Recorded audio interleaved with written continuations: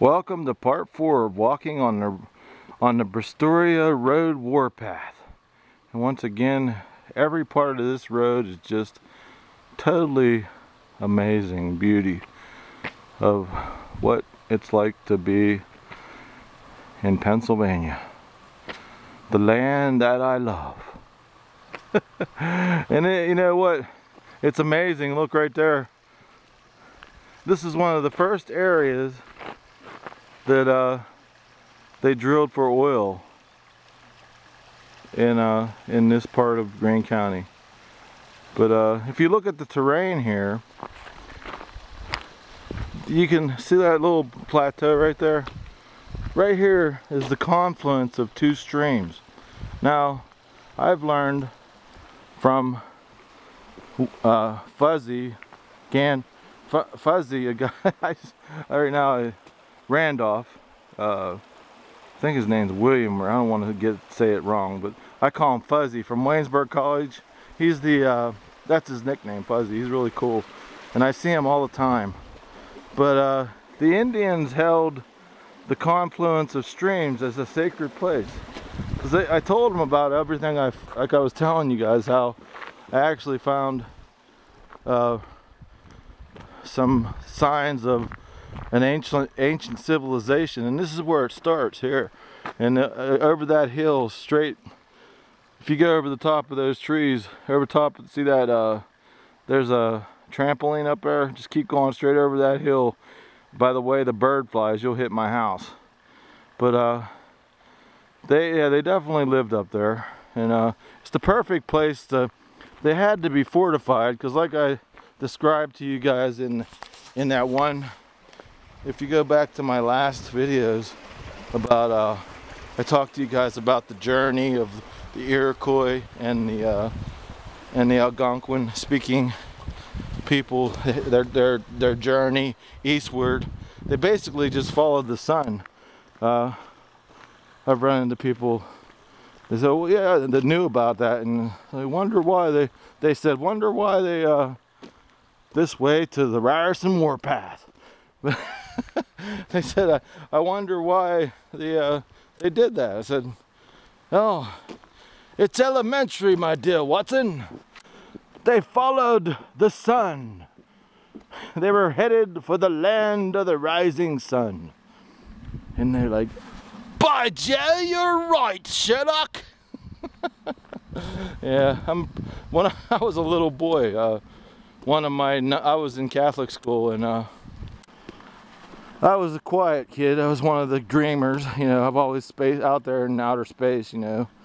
But if a teacher actually caught my attention, I was in the class, and and her name was Sister Ann, and I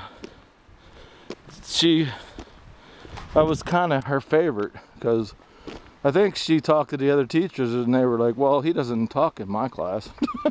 But anyways, so one day she said, Terry, you're a great detective. You always figure out things that we don't think about. So in other words, she was trying to inspire the other kids to be detectives and everything. And I've always been a guy who could figure things out. And that's why I've been doing this since 9/11. Trying to figure out this stupid puzzle that, you know, the truth is what everybody lives for. You know, we just want to know the truth. And the truth is, my dear friends, we're talking about the Indians. We've been sold out like Michael Savage. Go back to Michael Savage again. We've been sold out by our Indian chiefs to the highest bidder. And like I was telling you guys in one of my other videos, and if they say they're going to send us to a FEMA camp, you better get your gun out and you better die right there, because if they put us in FEMA camps, we're not going to come out the other side. They want to destroy us all. These people, they're evil people. Basically, like I was telling you people about going back to church, it's all about God. You know, it's all about faith. We're run by godless people. They don't believe in our God. They don't even believe in God. They're totally evil. And everything, you know, I'm not a preacher, I don't bang the Bible, but you know, everything that's happened in the Bible, and they've been able to connect it throughout the ages, you know, about, you know, how Napoleon, you know, go back to Hitler, it was the end of times then, you know, it's always the end of times. But of all the times in the history of our civilization, this is where we can really draw the lines. And I know that they said Hitler was the Antichrist, and that was the end times then, and Napoleon was the end times, and we go all the way back. But it doesn't look too good, my friends. But I believe God is good, and if we go back to the ways of this country, began to going back to church and believing in God and praying and following the 10 Commandments, putting prayer back in school, tell these teachers to kiss your butt. We're gonna pray. We're gonna pray on the football field before football games, baseball games. You know what? This is what our country's all about: freedom of religion, and it's time for us to go on the warpath with these people in Congress. We want. By the end of 2011, we want prayer back in school, or we'll fire them all and we'll get all new teachers and reboot the system. Reboot the school system. All right, see you in the next film. See you in the next part 5 of walking on the Bristoria Road.